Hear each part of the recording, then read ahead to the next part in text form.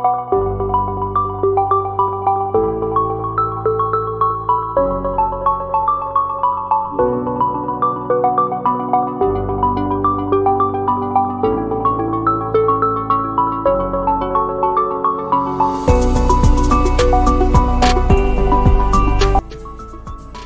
and welcome students to the 28th lecture of this course, which is named Chemistry. The course code for this particular course is CH101 for the odd semester and CH201 for the even semester. Okay, and this is G. Chakraborty and from the Department of Chemistry. You are watching the video lecture for the topic which is named corrosion. Now, as you already know, that this is 28th lecture and this is module 4, that is industrial chemistry, which we are dealing with. And this particular module contains the chapter which is called corrosion. You have already completed one part of this particular corrosion, and today we are trying to solve the next part. We are trying to read the next part of this corrosion. That is, our lecture is corrosion part 2, right? Now, these are the lecture highlights that we people have got. Basically, in this lecture, our main motive is to study the protection of objects from corrosion, right? And in order to do that, we have to study modification of environment, that how we can modify the environment in order to protect something from corrosion, how we can modify the properties of the metals in order to protect them from corrosion, how we can have a protective coating so that corrosion can be prevented, how we can do galvanization, and how we can apply the phenomenon of passivity in order to protect the object from corrosion. Okay, so these are the things that will come across in this particular lecture. These are the lecture highlights. Let us go to the next page. So basically, this particular lecture will deal with protection from corrosion, that how corrosion can be prevented, how we can protect our articles from getting corroded. This particular thing we'll study here in this lecture, right? Now, here comes the first slide. You can clearly see that this is dealt with the modification of environment. Now, how we can use the environmental aspects, right? How we can use the environment modification technique in order to prevent corrosion, right? That we are going to see in this particular slide. Okay, so let's check it out what we are having. The first technique is saying to prevent corrosion due to dissolved oxygen from water, reducing substances like hydrazine and Na2SO4, that is sodium sulfate, are added. Let us have a brief idea about this. We know about the oxidation and reduction techniques. We know that addition of oxygen or removal of hydrogen is termed as oxygen, whereas addition of hydrogen or removal of oxygen is termed as reduction, right? Now, suppose our air is containing large amount of oxygen. Okay. Now, this particular oxygen can be diminished by certain techniques. This oxygen is basically responsible for corrosion because whenever a metal will react with oxygen or it is aerated, what will happen?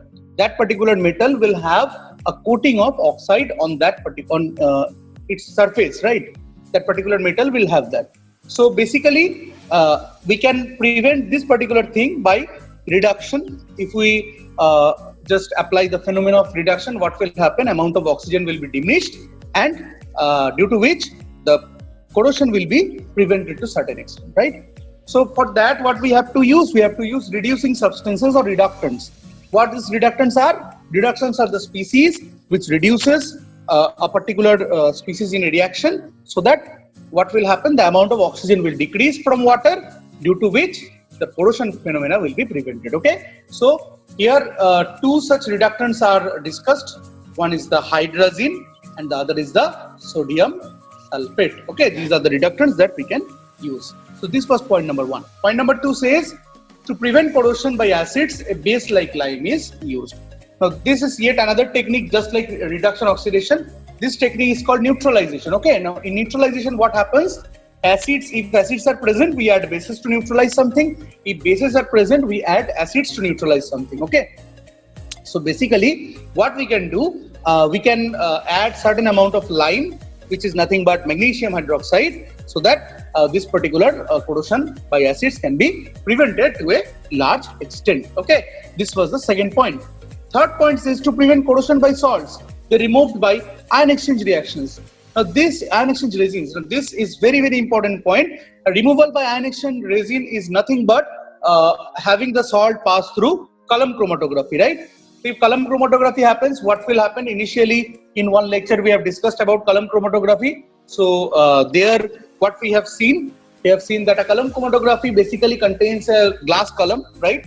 At the top of the column is a small tank type of thing, which is for the storage of the solution. And in between the column, what will happen? We'll have a bed of silica, right? Now, silica is nothing but an ion exchange resin. We can use some other beds also. Now, what we will do? We will suppose say my sample contains calcium and magnesium. Yes, I remember we have discussed this while we have discussed about removal of hardness of water using ion exchange resins, right? Now, how we have discussed how we will do that? Basically, what we will do, suppose my water contains calcium and magnesium. So what we are going to do? We are going to pass that particular water, and then what will happen? The calcium and magnesium initially what we will do, we will just add NaCl solution to the resin. So what will happen? The pores of the resin will contain the Na plus ions, right? If that is cation exchange resin, okay. Then what we will do, we will pass the hard water containing calcium and magnesium through the resin. So what we will see that the calcium and magnesium will now bind to the resin and the sodium will come out freely, right? Now your salt is free of calcium and magnesium, your particular solution is free from calcium and magnesium. So this is how the ion exchange resins are basically used to remove salts, okay. Point number 4, what is stated? It is stated to prevent corrosion by moisture in air. The same is removed by using silica gel. So if air is passed to silica gel, yes, you might have seen that in laptop bags and in mobile cases and in several other articles, silica gel small packets are given. Now why these packets are given? Because silica gel is supposed to soak the total moisture, right, that is present. You will see in camera lens also silica gel is applied, a little bit packet is kept, okay. So what will happen if the air is passed through silica gel? Then it will absorb the total moisture and the air will remain dry. So that's how the prevention of corrosion can be done, okay. Last but not least, to prevent corrosion, we can use various inhibitors, okay. Inhibitor means a boundary or a barrier that will prevent the corrosion of one particular object, right? How we are going to use it? It's quite simple. Number 1, there are variety of inhibitors that we are having. Number 1 is anodic inhibitor. What is anodic inhibitor? Alkalis, molybdates, phosphates, chromates react with ions of the anode, produce insoluble precipitate, and hence protect the metal. You know, anode is something where oxidation takes place, cathode is something where reduction takes place, right? That we people know very well, right? Now here what happens, if we add certain salts which will stick to the anode and which will diminish the chance of its getting corroded, then what will happen? Anodic inhibitor is said to be implemented, okay. So what basically we are doing, suppose anode is a metal, we are adding certain salt of phosphate, molybdate or something. That particular salt is reacting with the metal and it is forming a protective film, right? Now that protective film will prevent the formation of corrosion by that particular metal, right? This was anodic inhibitor. Next comes the cathodic inhibitor. Here it is said in acidic solution, the cathodic reaction is 2H plus 2 electron. The arrow is a little bit up, it will little bit down, okay. So basically what will happen in cathode, H plus coming from acid will reduce to form hydrogen gas, okay. Now the corrosion can be controlled by slowing down with the help of organic inhibitors like amines, mercaptans, heavy metals, substituted urea and thioureas. They absorb at the cathodic metal surface and act as protective layers, okay, fine. Formation of OH can be controlled by zinc, nickel and magnesium. So basically what we are seeing, we can clearly find out that here the corrosion rate is slowed down by the use of several elements like amines, mercaptans, etc., and hence we can control the amount of corrosion, right? That's how it is. Let us go to the next slide. So here we are having modification of the properties of metals. What we are getting? Number 1, we will see what is alloy. Number 2, we will see what is redefining. So in the alloying part, you can see that aluminium, chromium, nickel, titanium as protective layers make steel less corrosive. Yes, if you see the composition of steel, you will see that all of these elements are added to steel in order to protect steel, right? Protect from whom? Protect from different articles. Because see, what will happen? Steel is an alloy, so basically it is made up of iron and tin and all, right? So what will happen if it corrodes? Then it cannot be used. The utensils cannot be used for the purpose that it is being used for. So that's why aluminum, chromium, nickel, titanium, etc. These things are added. Okay. Similarly, arsenic or antimony are used in brass to prevent its dezincification. Dezincification means the removal of zinc is prevented by addition of arsenic or antimony in glass, right? Tantalum, niobium, and titanium combine with carbon to form respective carbides, thus makes stainless steel corrosion resistant, right? Yes, stainless steel and corrosion resistant steel, right? This is prepared by the use of these particular elements, that is tantalum and niobium and titanium. Okay. Now, what is refining? Let us see. It lowers the sulfur and phosphorus content in steel and carbon in stainless steel. Okay. So, what happens in refining? The carbon and sulfur and phosphorus content is reduced. What is annealing? It is a heat treatment to remove the residual stresses. So here in this particular slide, we have seen what is alloying, what is refining, what is annealing. Okay. Time for the next slide. That is protective coating. Now, what is protective coating? How we are doing it basically? You see, the metal surface can be coated with metallic and non-metallic coatings. Metallic coatings are of two types. Okay, fine. One is anodic coating, another is cathodic coating. Third one is inorganic coating. Question arises why they have written two types. Because anodic and cathodic are the main types, and then comes the inorganic coating. Okay. Now, in anodic coating, what we can see in this coating, the metal which is used for coating is more anodic and higher in position in galvanic series than the base metal. Anodic coating means something will happen at anode. So, whatever metal is chosen for anode, that metal will be having higher position in the series, right? Anodic coating protects the underlying base metal sacrificially. Okay, this is actually called sacrificial coating, right? Because the anode and the anode will be prevented from being corroded, and the coating that is over anode, that will make it will corrode itself, but it will allow itself to corrode, but will not allow the metal to corrode. Okay, so coating of aluminum, cadmium, and zinc are added on the steel surface. Zinc being anodic is attacked, leaving the underlying base unscratched, right? So what will happen if we have a coating of zinc on certain metals? Then what will happen? Zinc will be attacked, and zinc will participate in the reaction, whereas the other elements will be free.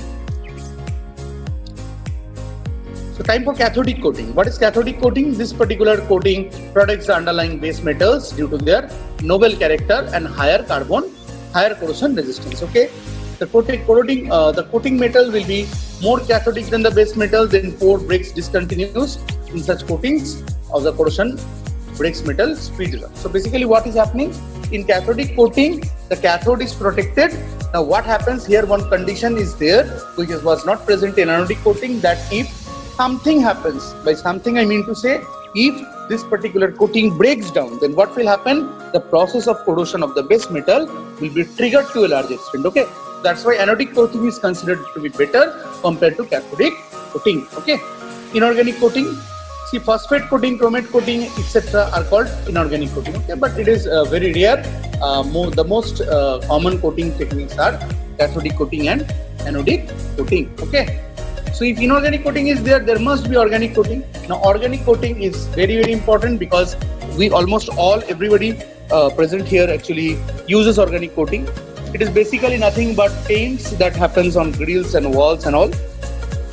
How it happens, let us see. Metal surfaces can be painted in order to control corrosion. Fine. Paints generally contain three constituents: pigment, drying oil, or vehicle, and thinner. So basically, metal surfaces are paint. This is quite common to us. And why they are paints and what paints are? So why they are paints? That is to prevent corrosion, and also there are other techniques we people will gradually come to know. But what paint contains? It contains pigment, that is a coloring element, contains drying oil, and it contains the thinner. When paint is applied on a metal surface, the thinner applied evaporates after some time, and the drying oil results in a thin pigmented film, okay, on the metal surface. So what will happen? The thinner is basically alcohol based, so it will just evaporate after some time, right? We'll say that the paint has dried, and what will happen?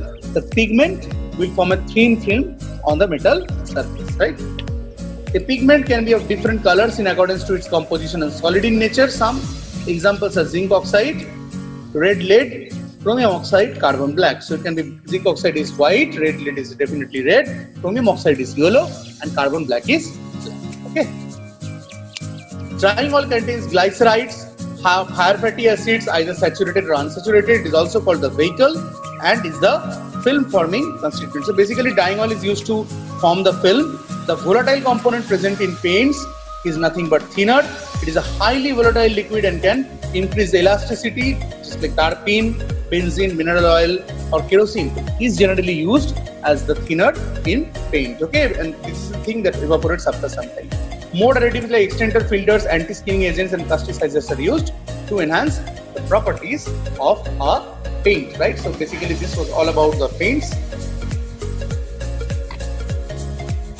So the next topic is galvanization. Now, what is galvanization? Let us try to see. Galvanic series. In the galvanic series, metals are arranged in the decreasing order of their oxidation potential. That is, they are arranged in increasing order of reduction potential. The element must be arranged in increased order of noble metal as follows. More anodic metals are magnesium, then alloys, then zinc. This basically is a order that we need to know, right? Brass, nickel, steel, iron, steel alloy. Then we have silver, titanium, gold, platinum. So platinum is the most noble, followed by gold, titanium, silver, etc. And according to this series, zinc has a greater tendency to be oxidized, thus it corrodes more than Fe. Differences between these cells are okay. So we'll read the differences, but before that, let us try to understand what is galvanization. Basically, galvanization is giving a coating on the layer of the metal by some other metal. Okay, this is called galvanization. So let us see what the differences between galvanic series and electrochemical series are. In the process of galvanization, iron and steel is covered with thin layer of zinc. In the process of tinning, steel is covered with thin layer of tin. Okay, so here what is happening in galvanization? Zinc is used to cover. In tinning, tin is used to cover. Iron is protected sacrificially by zinc, and tin is noble and protects the base metal. Okay, so basically what happens here? Iron is being protected by zinc, which acts as a sacrificer, but there tin is noble and it just protects the base metal and it protects itself also. When a coating of zinc is punctured, iron inside is protected by zinc. When the coating is punctured, steel is corroded extensively. This again we people have seen a few moments ago, that in anodic coating this type of thing, galvanic series type of thing is happening, and cathodic coating, electrochemical series type of thing is happening. Okay, utensils galvanized with zinc are used for storing food because zinc is toxic. Okay, utensils galvanized with tin are used for storing food because tin is non-toxic. Basically, here one problem is there. Utensils galvanized with zinc are not stored for storing food because zinc is toxic. Okay, it's fine. And utensils galvanized with tin can be used to store food because tin is non-toxic in nature, right? This was the difference between these two. Let's go to passivity. Now, as per my knowledge goes, passivity is the last slide of our today's presentation. Okay, and we'll see what passivity is after having the detailed discussion about passivity. What we are going to do, we will see that what different things we have seen in corrosion, what different things are coming in the next lecture, that is nothing but polymers. Okay, so what is passivity? If a metal is highly resistive towards corrosion, it is said to be passive, and the phenomenon is said to be passivity. If a metal is in such an environment where its rate of corrosion is extremely slow, then also it is said to be passive with respect to the environment. Passivity is something which is anti-resistant, which is resistant to corrosion automatically, right? So if a metal is resistive towards corrosion, it is said to be passive, fine. Phenomenon is called passivity. If a metal is in such an environment which is extremely slow corrosive, then also it is said to be in passive environment. For example, steel with low carbon content does not corrode in concentrated nitric acid due to passive film of dilution through medium. No such stable film is formed and therefore dissolved steel. Passive films are also found to be formed on surface of a fine. So what the example says? Example says whenever we are making the reaction of concentrated nitric acid with steel, then what will happen? A thin film of the nitric acid will be there, so no corrosion will be there. But if we use dilute nitric acid, then definitely corrosion will occur. Okay, and passive films are formed on surface of aluminium, chromium, etc. with water in diluted acid. Okay, that's how it is.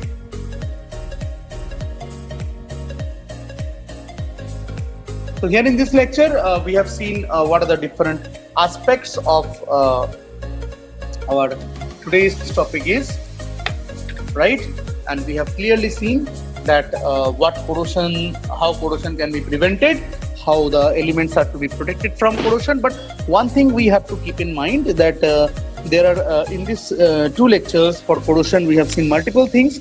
In the first lecture, we have seen what is corrosion, what is the difference between corrosion and rusting, and how this corrosion occurs, and what are the different types of corrosion that happens, how corrosion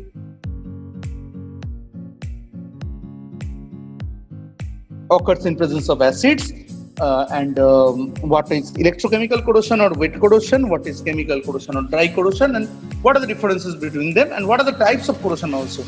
Multiple things we have seen in the last lecture, and in this lecture we are devoted to the protection against corrosion, and we have seen techniques by which the corrosion can be prevented. Okay, so that's how it is, and that's all from my end for this particular topic. And this is the full and final lecture of corrosion. So if you have any problem in this particular topic, then we will discuss and we'll sort it out. Okay, now after this there are certain questions coming up. Just try to answer the questions. Okay, so thank you so much, and let us meet in the next lecture with polymers. So we'll be back with polymers, and polymers is a very important topic indeed, right? So till then, thank you so much. Stay safe and stay healthy. Okay, thank you.